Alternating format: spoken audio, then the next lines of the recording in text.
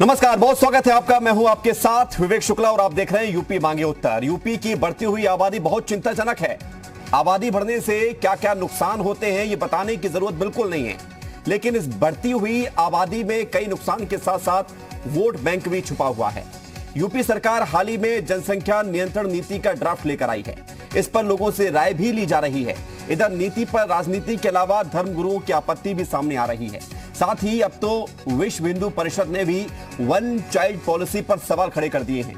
तो सवाल यह है कि हर व्यक्ति, हर दल अपने अपने हिसाब से खामियां निकालेगा तो फिर जनसंख्या पर कंट्रोल कैसे होगा।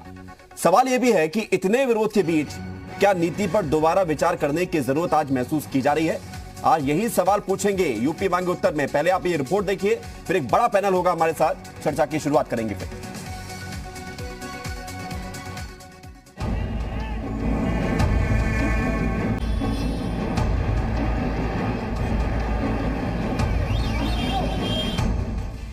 उत्तर प्रदेश में लगातार बढ़ती जनसंख्या पर लगाम लगाने के लिए योगी सरकार जनसंख्या नियंत्रण नीति लेकर आई है। इस ड्राफ्ट के अनुसार जो लोग नीति के हिसाब से चलेंगे उनकी सुविधाओं में बढ़ोतरी होगी और जो नीति के विरुद्ध चलेंगे उनकी सुविधाओं में कटौती होगी। बहरहाल अब तक नीति पर राजनीति हो रही थी, अब इस नीति पर धर्मगुरुओं की राय भी बटी हुई नजर आ रही है। उधर विश्व हिंदू परिषद ने भी नीति के एक नियम पर सवाल उठा दिए हैं।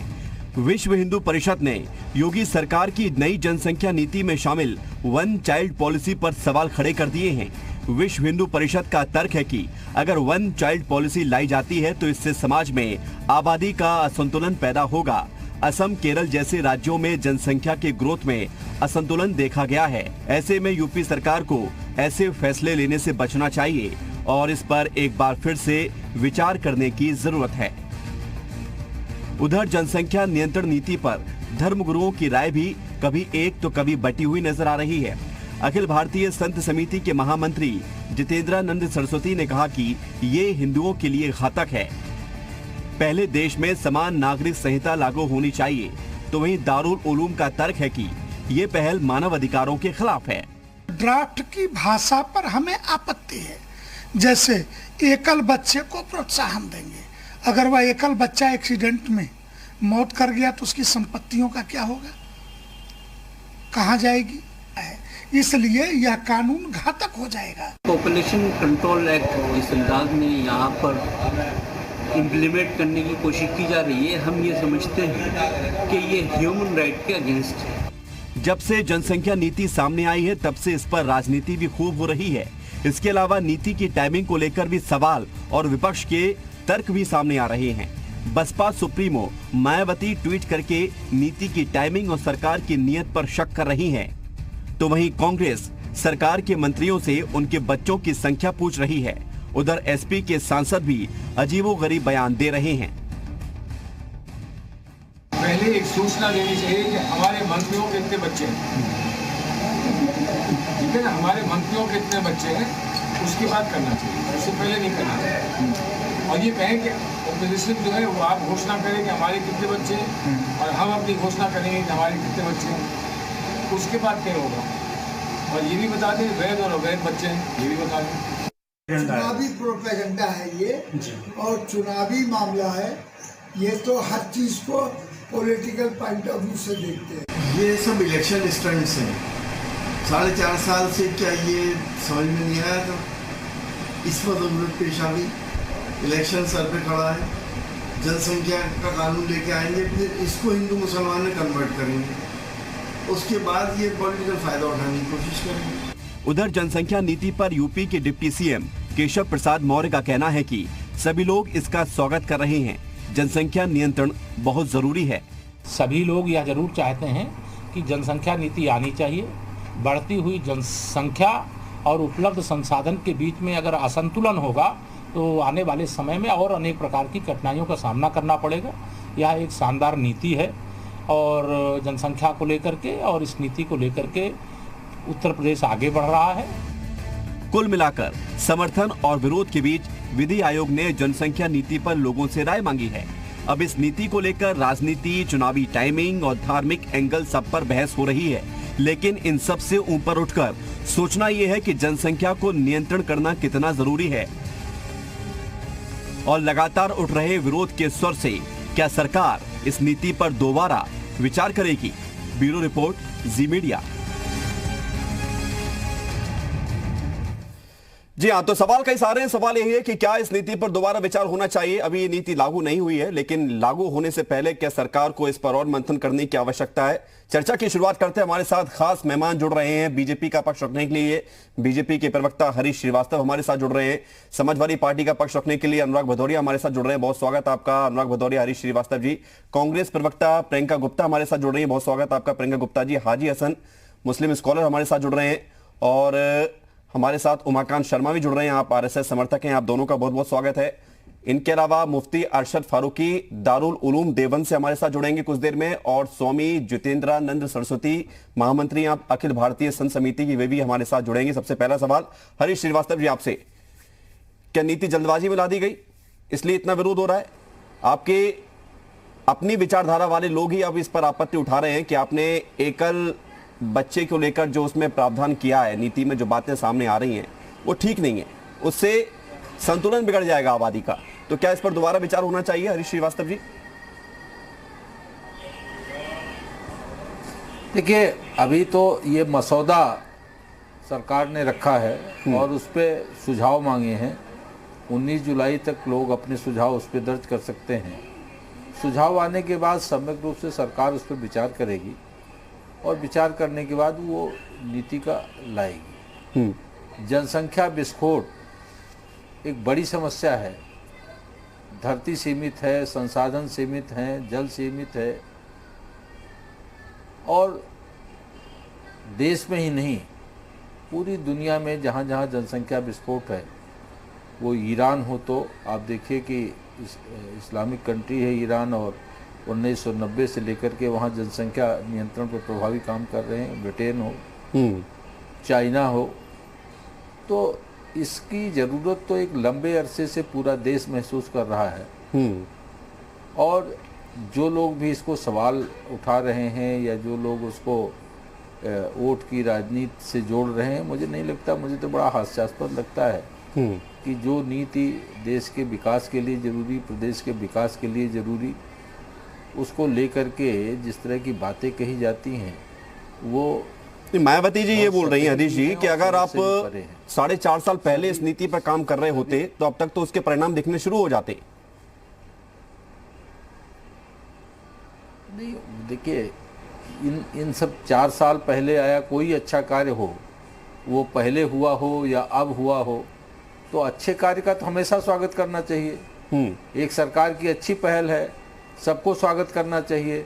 सभी जाति, वर्ग, समुदाय, धर्म के लोगों के लिए समान रूप से ये नीति है, तो इस पे फिर सवाल क्यों? और आप ये देखिए कि आप विकास के चाहे जितने पैमाने बना दीजिए, लेकिन जनसंख्या का ग्रोथ जिस तरह से है कि 2 करोड़ बच्चे प्रतिवर्ष पैदा हो रहे हैं, तो वो सारे संसाधन, चाहे वो शिक्षा के हों, चाहे वो स्वास्थ्य के हों, चाहे वो सड़कें हों, चाहे वो ट्रांसपोर्ट का हो, चाहे रोजगार के साधन हो, सब तो सीमित नहीं, ये बात ठीक है, संसाधन तो सीमित है, इसमें कहीं किसी को कोई आपत्ति नहीं है। तो सीमित संसाधन का उपयोग किस तरह से किया जाए, क्या असीमित भीड़ से किया जाए? अनुराग भदौरिया जी, सवाल क्यों उठ रहे हैं, क्या लगता है आपको, क्या वजह है इन सारे सवालों की, जबकि नीति होनी चाहिए, ये तो शायद आप भी मानते हैं, जनसंख्या पर कंट्रोल होना चाहिए? देखिए, पूरे हिंदुस्तान में जनसंख्या एक समस्या है। पूरे हिंदुस्तान में माना गया इस बात को, किसी ने भी नहीं कहा कि ये नहीं है समस्या। लेकिन समस्या भारतीय जनता पार्टी में है, क्योंकि 4.5 साल से भारतीय जनता पार्टी की सरकार यहाँ पे है। अगर उनकी मंशा सही होती और देश समाज को आगे बढ़ाने की बात करते तो 4.5 साल पहले ही ले आते। तो 4.5 साल पहले 2017 में जो उनका घोषणा पत्र था, उसमें तो उन्होंने कहा था किसान की जो आय दुगनी कर देंगे, यहाँ पे बच्चों को लैपटॉप देंगे, 70 लाख रोजगार देंगे, हम सड़कों को गड्ढा मुक्त कर देंगे, भ्रष्टाचार खत्म होगा, महिला अत्याचार खत्म होगा। लेकिन वो उन मुद्दों को, चूंकि अब जमीन पे जनता आपसे पूछेगी कि कोरोना काल में लोगों की मौतें हुई, लाशें नदियों में तैरती रही, आपने क्यों नहीं उनकी व्यवस्था की, लोग पूछेंगे। आपके सांसद विधायक चिट्ठी लिख रहे थे कि यहाँ पे गैस की कमी से, यहाँ पे वेंटिलेटर की कमी से, ऑक्सीजन की कमी से, हॉस्पिटल में व्यवस्थाएं नहीं थी, यहाँ पे एम्बुलेंस की व्यवस्थाएं समय से नहीं मिली, लोगों की मौतें हुई। लोग पूछेंगे, लोग ये भी पूछेंगे कि यहाँ पे पेट्रोल और डीजल की कीमत बढ़ने से और महंगाई बढ़ने से, यहाँ पे बेरोजगारी बढ़ने से लोगों ने आत्महत्याएं की। तो लोग ये सवाल पूछेंगे कि यहाँ पे खाने का तेल सरसों 200 पार चला गया, इसके बारे में लोग पूछेंगे ना, तो इससे लोग पूछ ना पाए, इसीलिए ये मसौदा उन्होंने लाके एक सुसरिया छोड़ दिया। आप अच्छी तरह जानते हैं 6 महीने बाद चुनाव है, अभी इन्होंने इसको वेबसाइट पे अपलोड कर दिया। आप भी अच्छी तरह जानते हैं गांव के लोग अभी इतने वेबसाइट अभी चलाते नहीं, वो पढ़ भी नहीं पाएंगे, तो 2-3-4 महीने तक कुछ होना नहीं है। उसके बाद आचार संहिता लग जाएगी, फिर ये ठंडे बस्ते में चला जाएगा, फिर ये चुनावी मुद्दा बना। देखिए इनका क्या है, अनुराग भदौरिया जी, अगर करना होता तो ये चुनावी मुद्दा कौन बनाते हैं? चुनावी मुद्दा तो इसलिए बन जाता ना क्योंकि आपके सांसद ये कहते हैं कि आगे आने वाली आबादी आने वाले समय में बूढ़ी हो जाएगी। एक सांसद कह रहे हैं कि अल्लाह ने जितनी रूहें पैदा की उन्हें दुनिया से आने से कोई नहीं रोक सकता। ये सब बयान क्या बताते हैं? यही तो राजनीति पैदा करते हैं। देखिए उन्होंने क्या बोला उसका आप तोड़ मरोड़ के पेश कर रहे हैं। उन्होंने क्या बोला, जिस बच्चे को आना है, ये थोड़ी बोला कि 10 बच्चों को आना है, ऐसा तो उन्होंने नहीं बोला कि 20 बच्चों को आना है, ऐसा उन्होंने कहा बोला। उन्होंने बोला जो बच्चा आना, जिसको अल्लाह की, भाई बहुत लोगों के बच्चे नहीं आते भाई, ऐसा भी तो आपने देखा ना, बहुत लोगों के बच्चे नहीं आते। हाँ। तो फिर तो वो उस बात को दर्शा रहे हैं, आपने उसको नहीं, तो क्या इस बात पर तो अगर यही सोच लिया जाए तो सारी नीति निर्देशक बनना बंद हो जाए, सब कुछ भगवान और अल्लाह के हाथ में कर दो? नहीं, भगवान अल्लाह के, ये अपना कहने का तरीका होता है। ये हर व्यक्ति का अपना एक तरीका है, जैसे हमारी अपनी स्टाइल है, आपकी एक अपनी स्टाइल है, उनकी एक अपनी स्टाइल है, सबका एक तरीका है। उस तरीके पे आप उंगली थोड़ी उठा सकते हो। नहीं, तरीके पे उंगली नहीं है, तरीके का जो सार निकलता है उस पर सवाल है। इसलिए नहीं, सार यही निकलता है कि उत्तर प्रदेश की जो सरकार है वो असली मुद्दों से ध्यान भटकाने की कोशिश कर रही है। वो मुद्दों पे नहीं रहना चाहती है, वो मुद्दों से ध्यान भटका रही है। देखिए 2 चाइल्ड पॉलिसी जो ये लेके आए, ये हम नहीं कह रहे हैं भाई, इनके आरएसएस के लोग जो इनके विश्व हिंदू परिषद ने इनके ऊपर उंगली उठाई, इनके जो साथी हैं जेडीयू के मुख्यमंत्री वो इन पे उंगली उठा रहे हैं, तरह तरह के इनके ही लोग इन पे उंगली उठा रहे हैं। हम तो इसीलिए कह रहे हैं ना कि इनके लोग ही इन पे उंगली उठा रहे हैं, इसलिए वो चाहते हैं, क्योंकि ये मसौदा जो इनका है सिर्फ जनता का असली मुद्दों से ध्यान भटकाने का है। ठीक है, मैं पूछना चाहता हूं, लोग यहाँ बेमौत लोगों की मौतें होगी कोरोना में, तो सवाल का जवाब जो आप पूछ रहे हो उसका जवाब हरीश श्रीवास्तव भी देंगे, लेकिन मैं बाकी मेहमानों को चर्चा में शामिल करेंगे। शर्मा जी हमारे साथ जुड़ रहे हैं। अनुराग भदौरिया जी, लौटता हूं मैं आपके पास। उमाकांत शर्मा जी, क्या वाकई में आप भी इस नीति के खिलाफ हैं या इसके समर्थक हैं, या आपको इस नीति से कोई परेशानी सामने आ रही है कि भविष्य क्या होगा? नहीं, जो देखिए, एक आप भी विवेक जी देख रहे हैं कि जनसंख्या का नियंत्रण होना परम आवश्यक है, जैसा कि हमारे मित्र अभी अनुराग जी ने भी कहा है। और इस विषय में जो कार्य सरकार ने किया है वो प्रशंसनीय है, लेकिन उसमें उन्होंने सुझाव भी लोगों से, समाज के लोगों से मांगा है। उसमें साधु संत भी, अन्य दल भी, संघ के लोग भी, जो विश्व हिंदू परिषद जैसा आप बता रहे हैं, तो इसमें लोग अपना अपना सुझाव देंगे, उसका एक अंतिम रूप लेगी सरकार, लेना चाहिए, ऐसा मुझे विश्वास है। और मेरा ये मानना है कि हर दशा में जनसंख्या तो नियंत्रित होना ही चाहिए।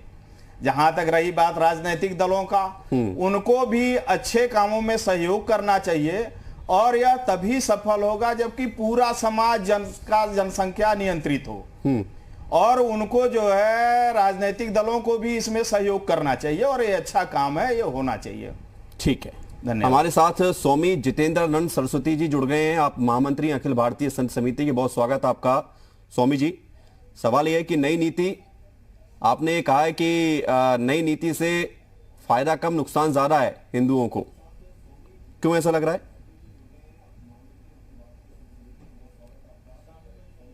जब राज्य सरकार ने अपने पोर्टलों पे इस विधेयक को डाला तो इसमें से जो बात मुझे समझ में आई है कि हिंदू सन्यासी के नाते वो हमने कही कि एक तरफ 4 शादी 14 बच्चे, दूसरी तरफ 1 शादी।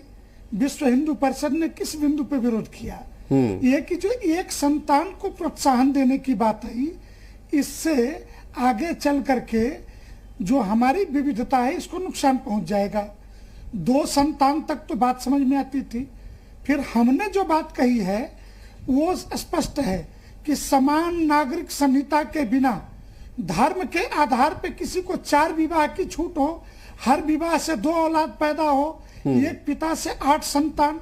तो हमारा कहना था कि क्या ये विधेयक मौन है, पिता को दी जाने वाली सरकारी सुविधा पे रोक लगेगी, अथवा पैदा होने वाली संतान नागरिकता समेत आधार कार्ड, नागरिकता और वोटिंग राइट्स। मैंने वोटिंग राइट्स के बारे में इसलिए विकास ये बात कही है विवेक जी कि आप जानते हैं ये लोकतांत्रिक देश है और लोकतंत्र में वोटों का महत्व है।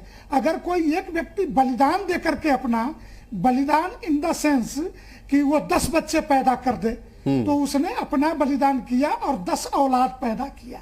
मैं जो कहना चाहता हूं आप समझिए। तो ये, और मुझे नहीं लगता कि इस देश में अल्पसंख्यकों को ये देश धर्म के आधार पे एक बार विभाजित हो चुका है। और उत्तर प्रदेश और बिहार के जिन मुसलमानों की हम चर्चा कर रहे हैं, हम इसको धर्म के आधार पे नहीं ले जा रहे थे। आज वो लोग मानवाधिकारों के सबसे बड़े संरक्षक बन गए कि यह कानून मानवाधिकारों का उल्लंघन है। जिनकी सरकारों में दंगे तो छोड़िए, पूरी दुनिया में 23% का हिंदू, पाकिस्तान में 1.5% पे, 30% का हिंदू बांग्लादेश में 8% पर निपट गया। जिनकी जुबान नहीं खुली, आज वो देवबंद के उलेमा, देवबंद के बड़े बड़े मौलवी मानवाधिकारों की बात कर रहे हैं। हजारों मंदिर तोड़ करके मिस्मार पाकिस्तान, बांग्लादेश में कर दिए गए। तब इनकी मानवाधिकारों की बात नहीं। स्वामी जी, आपकी इस बात का जवाब देने के लिए हाजी हसन जी उंगली उठा रहे हैं। अगर उइगर मुसलमानों पर एक कानून लागू है, ठीक है, मैं उनका जवाब देता हूं, फिर मुझे ब्रेक पर जाना है। ब्रेक के बाद प्रियंका गुप्ता जी आपके पास आता हूं। जी स्वामी जी, आ रहा हूं आपके पास। हाजी हसन जी, जवाब दीजिए कि क्यों इसमें मानवाधिकार लग रहा है कि इसका उल्लंघन हो जाए। पहली आपत्ति विवेक जी, ये जो चर्चा हो रही थी, स्वामी जी क्या कह रहे थे? पहली चीज, हम एक लोकतांत्रिक देश में रहते हैं। ये यहाँ पे ये सड़े गले उलमा क्या होता है? स्वामी जी जो खुद को स्वामी कहते हैं, जिनको बात करने की तमीज नहीं है, इस तरह की लैंग्वेज आप अलाउ कर रहे हैं नेशनल टेलीविजन पे। ये सड़े गले उलमा क्या होता है? कौन से सड़े गले? जो आदमी जिसकी मानसिकता झलक रही है कि सिर्फ एक वर्ग विशेष, एक धर्म विशेष को टारगेट कर रहा है, वो आप उसको अलाउ कर रहे हैं। आप सारी राजनीतिक पार्टियों के नुमाइंदे यहाँ पे बैठे हैं, किसी ने एक लफ्ज नहीं बोला। इसको रिवार्ड चलाइए, मेरे पूरे बयान को रिवार्ड चलाइए, पता चल जाएगा। सड़े गले किसने बोला? सड़े गले किसने बोला? मैंने क्या कहा? देवबंद के बड़े उलेमा कहा है आप? हाँ, ये बात ठीक है। हाजी हसन साहब, थोड़ा सा आपको सुनने में गड़बड़ हुई है। ऐसा शब्द अगर मैं सुनता तो मैं खुद इस पर आपत्ति जताता। कान का इलाज कराइए। हाजी हसन साहब, अब मुद्दे पर आइए। क्या ये जनसंख्या नियंत्रण कानून एक वर्ग विशेष के लिए स्वामी जी बनवाना चाहते हैं? स्वामी जी नहीं बनवा रहे। आप तो ये बताइए, आपको इसमें मानवाधिकार का हनन कहां से नजर आ रहा है? कहे मुख्यमंत्री जी से कि एक वर्ग विशेष के लिए जनसंख्या नियंत्रण कानून लाए। आपको क्या लग रहा है? आप बताइए ना, आपको क्या लग रहा है? आपको लग रहा है कि ये सिर्फ एक वर्ग विशेष के लिए कानून है? हाजी हसन साहब, तो जनसंख्या तो उसी की रोकनी पड़ेगी। बिल्कुल नहीं है। तो फिर हमारे प्रदेश के सरकार का एक अच्छा कदम है, एक अच्छा कदम है। तो अच्छे कदम का स्वागत करिए ना। मानव अधिकार का उल्लंघन कहां से हो रहा है इसमें? हमारी समस्या नहीं भाई, मैंने तो मानव अधिकार का उल्लंघन नहीं कहा। नहीं, आपने नहीं कहा। ये उससे दारुल उलूम, मैं कह रहा हूं ये एक हमारे देश की नहीं, पूरे विश्व की एक ऐसी समस्या बन चुकी है कि जहां पे हम ऐसे हैं कि एक बूंद पानी के लिए, बहुत से कंट्रीज ऐसे हैं जहां पे पीने का पानी नहीं है। अगर समुद्र का पानी रिफाइन न किया जाए तो पीने के लिए पानी अवेलेबल नहीं है। तो हमारे सीमित संसाधन है, तो उसमें जनसंख्या को सीमित करना ही पड़ेगा। लेकिन ये जो बिल अभी जल्दी में अपलोड हुआ है, बड़ी जल्दी में, हाँ, मेरी बात पूरी नहीं हुई। जी 10 सेकंड में करिए, मुझे ब्रेक पर जाना है जल्दी से। विश्व स्तरीकरण परिषद ने गोरखपुर में 22 अक्टूबर 2018 को ही धरना दिया था और उसमें इन्हीं ने एक बिल की ड्राफ्टिंग दी थी। ये वही बिल है जो अलग अलग माध्यमों से सीएमओ और पीएमओ में भेजा गया था। ठीक है, उसी को अपलोड कर दिया गया है। इसलिए इसमें लोगों बिल की खामी पर आपसे बात करेंगे। अगर आपको परेशानी इस बिल पर, तो क्यों परेशानी हो? प्रियंका गुप्ता जी, माफी के साथ आपसे ब्रेक के बाद बात होगी और हमारे साथ एक मेहमान और जोड़ेंगे। छोटा सा ब्रेक है, जल्द लौटते हैं।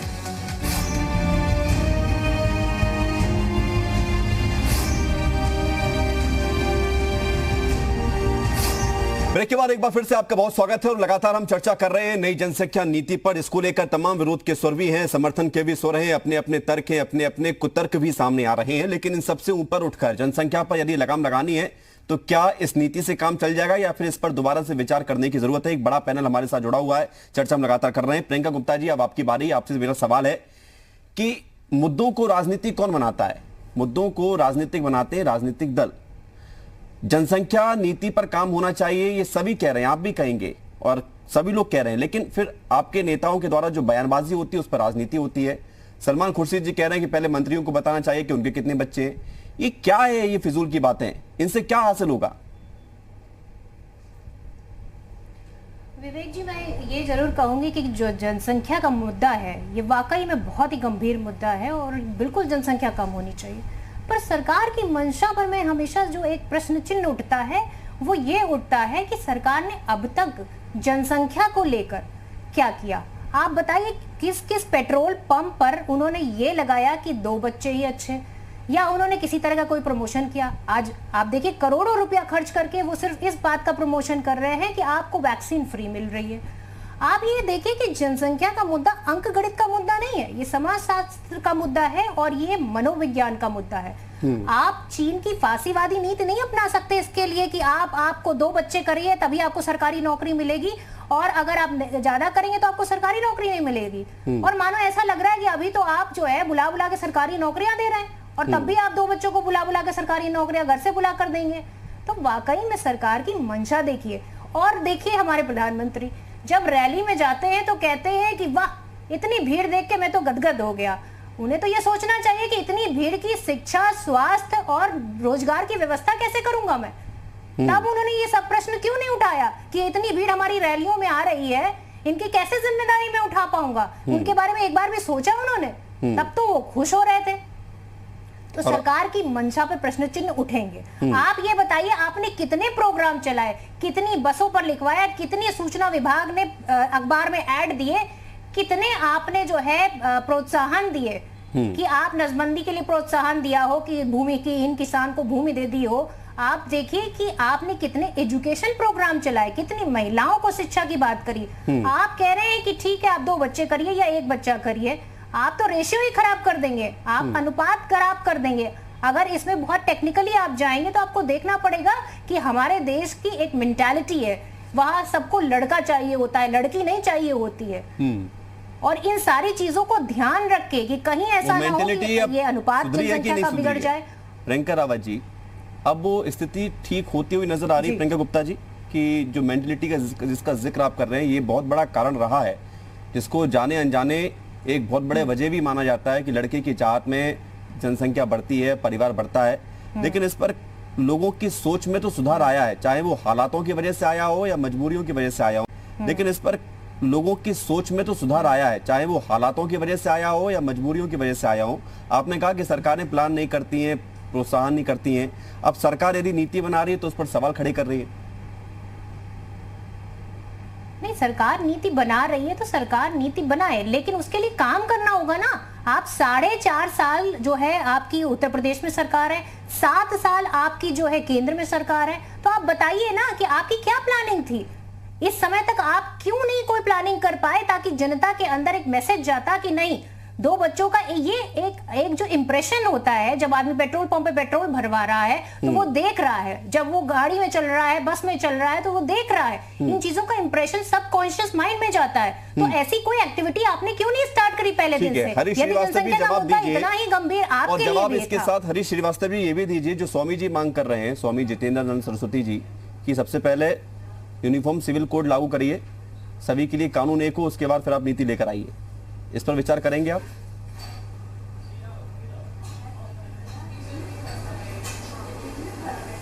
देखिए, मैंने पहले ही बताया कि सरकार ने उस मसौदे पे सबके सुझाव मांगे हैं, जिसके जो भी सुझाव वो उस मसौदे को लेकर के दे और सम्यक विचार के उपरांत ही जनसंख्या नीति सरकार लाएगी। जो सवाल तरह तरह के लोग उठा रहे हैं जी, चाहे श्रीमान अनुराग जी हों या प्रियंका गुप्ता जी हों आप मुझे बताइए कि अनुराग जी कह रहे हैं कि लोगों को भटकाने के लिए, आखिर क्यों आप भटकते हैं? इसमें भटकने वाली कौन सी बात है, भटकाव वाली कौन सी बात है जिसमें आप भटक रहे हैं? एक तो बहुत सीधी सपाट बात है, और आज डिजिटल इंडिया है। आप लोग कह रहे हैं कि लोगों के पास आप विज्ञापन देते हैं। अरे आज तो घर घर मोबाइल, एक एक घर में 2-2 4-4 मोबाइल है। सब हम आपसे ज़्यादा वो लोग जागरूक हैं, हम आपसे ज़्यादा चीज़ों को वो जानते समझते हैं। आज जो आम जनमानस है वो चीज़ों को ज़्यादा समझती है। और तो बिल क्यों बना रहे हैं? जब आप समझ रहे हैं कि हमारे देश की जनता जागरूक है तो बिल मत बनाइए ना। पॉपुलेशन कितनी है? आप मोबाइल ऐसा बोल दे रहे हैं जैसे हर गरीब के पास मोबाइल है। आप जरा गांव आके देखिए तो सही, कभी उनको एक वक्त का खाना ठीक से नहीं मिल रहा है। आप कह रहे मोबाइल है उनके पास, गांव में ही रहता है। माने भारतीय जनता पार्टी कुछ भी बोल देती है। अनुराग जी मैं गांव में, आपने कभी गरीबी देखी है? अनुराग जी मैं गांव में ही रहता हूँ। एक एक करके अनुराग जी मैं गाँव में ही रहता हूँ। प्रियंका जी, अनुराग जी, एक एक करके जिस तरह से खुद को अपनी अनुराग जी मैं गाँव में ही रहता हूँ।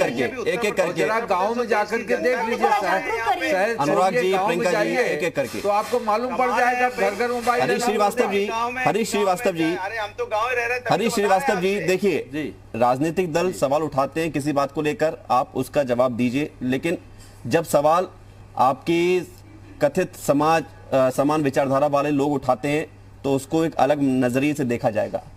इस नीति को लेकर कहा जा रहा है कि एक धर्म विशेष को टारगेट किया जा रहा है, ये भी कहा जा रहा है। इस नीति को लेकर कहा जा रहा है कि आपने अपने ही धर्म को कमजोर करने की कोशिश की है, ऐसा भी कहा जा रहा है, जो एक बच्चे वाला इसमें नियम है। तो इन सब चीजों से ऊपर उठकर जनसंख्या नियंत्रण कर पाएंगे आप, या आपको लगता है कि इसी विवादों में फंस के रह जाएगी नीति? विवेक जी, जो लोग कह रहे हैं कि एक धर्म विशेष को टारगेट किया जा रहा है, मुझे उनकी सोच पर तरस आता है। किसने कहा धर्म विशेष को? कमाल की बात कर रहे हैं हम, बात को लेकर के आप पूरे किस बात को लेकर लोग कह रहे हैं कि धर्म विशेष को टारगेट किया जा रहा है? ये तो सबके लिए, सभी के लिए समान रूप से। आप ही के पास आ रहा हूं मैं, आप ही को जवाब देना है, थोड़ा सा धैर्य रखिए। समान रूप से। और मैं बताऊं कि जो लोग ये कहते हैं कि इसके बजाय शिक्षा लाना चाहिए, जागरूकता, आप मुझे बताइए कि सारे संसाधन तो न्यूनतम पड़ते जा रहे हैं।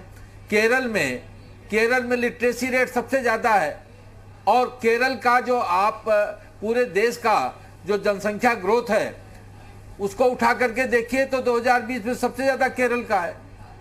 तो आपको इस समाज के नियमन के लिए, समाज की सम्यक व्यवस्था के लिए कोई न कोई तो नीति अपनानी पड़ेगी। ठीक है, लेकिन आपने उस सवाल का जवाब नहीं दिया कि जो लोग जो टाइमिंग को लेकर है। संक्षेप में 10 सेकंड में जवाब दीजिए हरीश श्रीवास्तव जी, कि चुनाव के वक्त याद क्यों आया ये नीति? जी देखिए, ये चुनाव से इसका क्या लेना देना? विवेक जी आप मुझे बताइए कि आखिर जो लोग इसको चुनाव से जोड़ के देख रहे हैं वो क्यों इसको चुनाव से जोड़ के देख रहे हैं? उनका चुनाव कहां इससे प्रभावित होगा? आखिर कौन सा इसमें मुद्दा ऐसा है कि जो विपक्षियों को इससे नुकसान हो जाएगा और भाजपा को फायदा हो जाएगा? अनुराग भदौरिया जी इसका जवाब देंगे। अनुराग भदौरिया जी जवाब दीजिए, चुनाव का एंगल इसमें क्यों ऐड किया जा रहा है? जनसंख्या नियंत्रण तो सभी चाहते हैं। ठीक है हरीश जी, जवाब ले लेते हैं। 1 मिनट, प्रियंका जी आ रहा हूँ आपके पास। अनुराग भदौरिया जी बोलिए। 1 मिनट, प्रियंका जी आ रहा हूँ। आप जो है अरे मैं बोलूं या मैं किसको? देखिए मैं बताऊं आपको, इन्होंने बोला ऐसे कौन सी बात है जिससे सब, अरे भैया आप इसलिए चूंकि आप असली बात नहीं करना चाहते हैं ना। चुनाव प्रभावित मतलब चुनाव में जनता पूछेगी भाई 2017 हम तो असली बात करते हैं, हम तो असली बात करते हैं। आप असली बात समझना नहीं चाहते, दिक्कत ये है आपकी। आपने कहा था आप सच को। अच्छा अनुराग भदौरिया जी, एक सवाल का जवाब दीजिए। आप जो है अनुराग भदौरिया जी सामना नहीं करना। अनुराग भदौरिया जी मांगेगी ना कि भैया किसान की इनकम। तो आपको लगता है कि जनसंख्या नीति आने से जनता ये सवाल भूल जाएगी? अनुराग भदौरिया जी काम नहीं करना चाहते। देखो अच्छा ये बताइए, हमारे आपके बीच में लास्ट 3 दिनों से अगर मान लो ये क्या बोलते हैं सगुफा नहीं लाते तो हम आप अभी किस पे बहस कर रहे होते? हम बहस कर रहे होते डीजल पेट्रोल पे, हम बहस कर रहे होते महंगाई पे, हम बहस कर रहे होते कोरोना में जो लोगों की मौत हुई उन पे, हम बहस कर रहे होते महिलाओं पे अत्याचार पे, हम बहस कर रहे होते यहाँ की जो आतंकी माहौल बना रखा है पुलिस के साथ मिलकर जो कार्यकर्ता की तरह काम किया है चुनाव में, उस पे बहस कर रहे होते हैं। अब हम किस पे बहस कर रहे हैं, आप ही हमसे पूछ रहे हैं। तो क्या इस पर बहस करना जरूरी नहीं है? जनसंख्या बढ़ती जा रही है। अनुराग भदौरिया जी, जनसंख्या बढ़ती हुई है, आपके लिए चिंता नहीं है? ये समाजवादी पार्टी के लिए चिंता नहीं है? अरे मेरी बात सुन लीजिए, आप मेरी बात सुन जो मैं कह रहा हूँ। आप देखिए पूरी की पूरी हम आप 4-5 दिनों से इसी में जूझ गए। अनुराग जी, सब इसी में जूझेंगे। विपक्ष की दिक्कत यही है कि सच्चाई से भागती है। ठीक है, सच का सामना ठीक है, लौटूंगा मैं। स्वामी जितेंद्र नंद सरस्वती जी, इसलिए इनको हर स्वामी जी, सवाल इस बात का है कि जनसंख्या पर काबू पाना है और प्रदेश की नहीं देश की जनसंख्या बेतहाशा बढ़ रही है। ये आप भी जानते हैं, सभी लोग जानते हैं। इस पर लाख नीति पर विरोध हो, आवाज उठे, सब चीजें उठो, आप अलग एंगल से देखेंगे, वो अलग एंगल से देखेंगे, लेकिन आम लोग ये सोचते हैं कि जनसंख्या कम होगी, कम से कम नियंत्रण में होगी तो संसाधन जो उनसे दूर होते जा रहे हैं उनका फायदा मिलेगा। अगर ऐसे विरोध के स्वर उठते रहे तो कंट्रोल हो पाएगी जनता? आपको लगता है जनसंख्या पर कंट्रोल किस तरह से लगेगी, फिर लगाम कैसे आएगी? विवेक जी, इस विषय की गहराई को ऐसे लीजिए, मैं राजनीतिक दलों की बात नहीं कर रहा हूं। उत्तर प्रदेश सरकार ने, उसके विधि आयोग ने एक कानून का मसविदा डाला और उस पर सलाह मांगी। तो परामर्श मांगने पे हमने उसमें परामर्श दिए कि ये देश के लिए एक घातक समस्या है। तो जब रोग के निदान की तरफ हम बढ़ रहे हैं तो इसे हमारे तो इस बहस में शामिल होने का सवाल नहीं था। लेकिन जब देवबंद इसमें कूदा और इसको धर्म का आधार, मानवाधिकार जैसे प्रश्न लेकर के आया तो हिंदू सन्यासी के नाते मुझे आपने बुलाया, मैं अपनी बात रख रहा। सरकार ने इस मसविदे पे एक मांगा है सलाह। कितना सलाह शामिल करना, कितना नहीं करना, ये उनका विषय है। जनसंख्या देश के लिए एक घातक समस्या है। इस समस्या के समाधान के लिए सीमित संसाधन और असीमित आवश्यकताओं के बीच संतुलन बिठाना सत्ता और सरकार का मुख्य दायित्व है। इस संतुलन के लिए, जनसंख्या नियंत्रण के लिए कानून लाना योगी सरकार की सराहनीय पहल है। लेकिन उसमें कहीं छेद हैं, तो उस छेद को बंद करने के संदर्भ में एक लोकतांत्रिक देश, एक लोकतांत्रिक प्रदेश के नागरिक होने के नाते हमने एक नागरिक संगठन का कर्तव्य निभाया है जो भारतीय संविधान में हमें अधिकार प्राप्त है। तो क्या धर्म विशेष को टारगेट किया जा रहा है? हम ना इस्लाम को टारगेट करने वाले। स्वामी जी, धर्म विशेष को टारगेट किया जा रहा है क्या? असल में शुरू से जब एकदम नहीं टारगेट किया जा रहा। अगर कोई धर्म विशेष आ बैल मुझे मार अपने ऊपर लेकर के देवबंद इस विषय पर प्रेस कॉन्फ्रेंस करे तो मेरी बात उस समय अधूरी रह गई थी कि चीन के अंदर यही जनसंख्या कानून आया, उइगर मुसलमानों पर तरह तरह के प्रयोग हुए। तो देवबंद तो सिर्फ हिंदुस्तान के मुसलमानों का नहीं है ना, ये देवबंदी फिरका पूरे विश्व में रहता है ना। उसमें उइगर भी होंगे जो देवबंदी होंगे, कुछ बरेलवी होंगे, कुछ अहमदिया होंगे, अलग अलग फिरकों के मुसलमान होंगे। तो उनके लिए कभी देवबंद एक प्रेस कॉन्फ्रेंस कर लिया होता। आज हमने बुलाया था स्वामी जी देवबंद के प्रवक्ता को, मुफ्ती अच्छा अरशद फारूकी जी को, लेकिन वो आए नहीं इस चर्चा में, पता नहीं क्यों नहीं आया। अगर वो आते तो ज्यादा बेहतर आपकी बात का जवाब दे पाते। हाजी हसन साहब, सवाल मेरा आपसे है। इतना ही कहना है कि देवबंद इसको धर्म से मत जोड़े। ठीक है हाजी हसन साहब, सवाल इस बात का है कि अगर धार्मिक एंगल इसमें निकलकर सामने आ रहा है, जो बताया जा रहा है कि इसको एक टारगेट तौर पर जो एक अंदेशा व्यक्त किया जा रहा है, सवाल इस बात का कि प्रदेश सबका है, देश सबका है, तो इसमें धार्मिक कानून अगर बनता है, नीति अगर बनती है तो वो सभी पर लागू होगी समान तरह से। इसको इस विचारधारा से जोड़कर ही क्यों देखा जाता है? देखिए, पहली चीज तो ये विवेक जी कि देवबंद भारतीय मुसलमानों का, हिंदुस्तान के मुसलमानों का ठेकेदार नहीं है। अगर देवबंद के किसी उलमा ने, किसी जिम्मेदार ने कोई बयान दिया तो तमाम मुसलमानों का नहीं है। दूसरी चीज कि अभी अभी इसी डिबेट में आया कि 4 बीवियां 14 बच्चे। मैं यहाँ बैठे हुए सभी बाशऊर लोगों से हाथ जोड़ के निवेदन कर रहा हूं उनसे कि कोई 4 नाम बता दे जिनके 4 बीवियां 14 बच्चे हो हिंदुस्तान भर में से।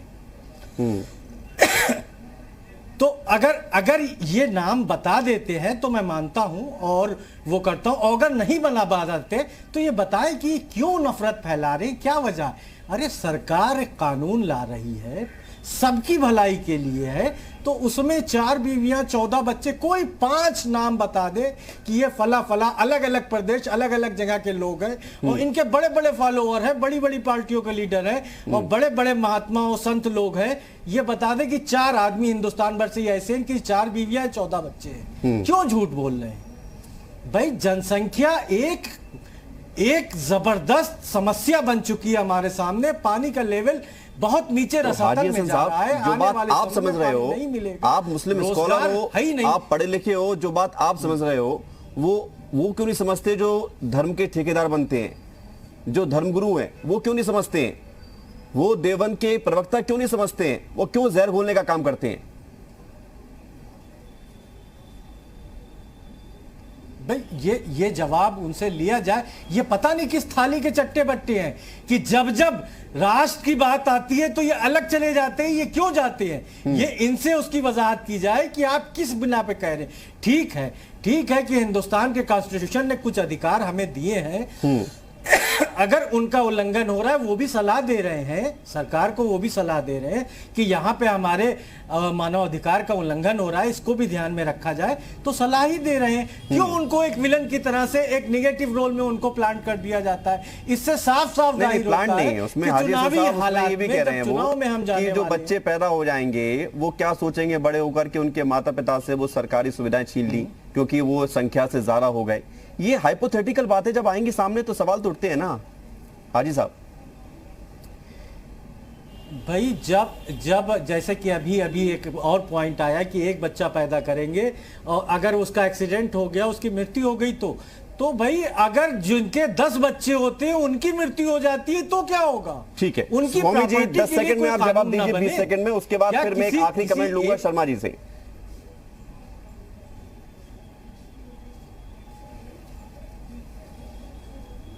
स्वामी जितेंद्रनाथ जी बोलिए, क्या कह रहे थे आप?